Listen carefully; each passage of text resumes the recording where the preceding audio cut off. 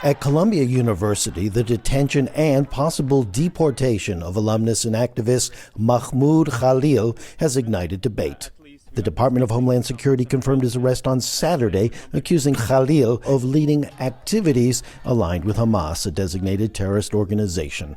The Trump administration defends the move, stating it is enforced under an executive order prohibiting anti-Semitism and is necessary to protect Jewish students and ensure campus safety. Reactions on campus are mixed.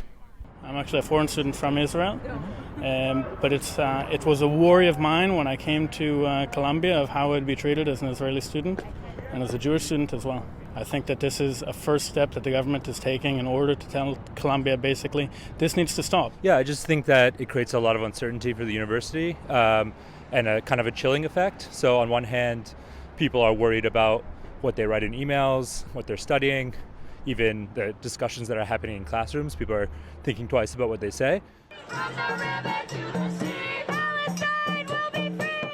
Supporters argue that the Trump administration's actions are a critical step in addressing rising concerns about anti-Semitism and ensuring the safety of all students.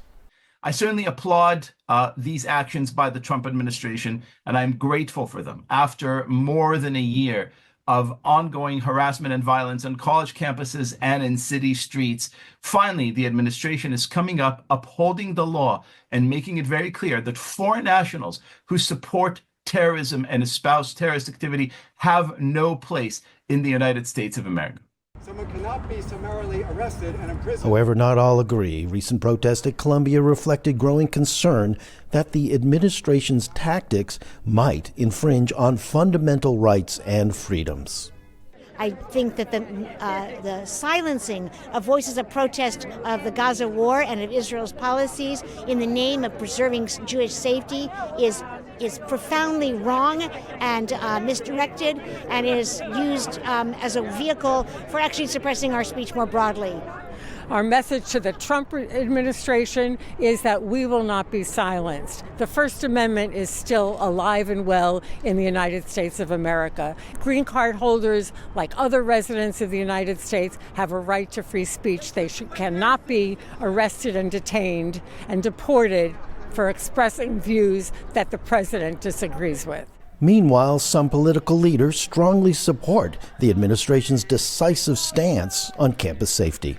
If you are on a student visa and you're in America and you're an aspiring young terrorist who wants to prey upon your Jewish classmates, you're going home. And I think the American people understand that. They're supporting it. And I'm glad we have a president who's strong enough to lay down the law. As legal appeals continue, the outcome of this case could set a precedent for how universities and the government balance campus safety with the protection of free speech and academic freedom. Aron, Ranen, VOA News, New York City.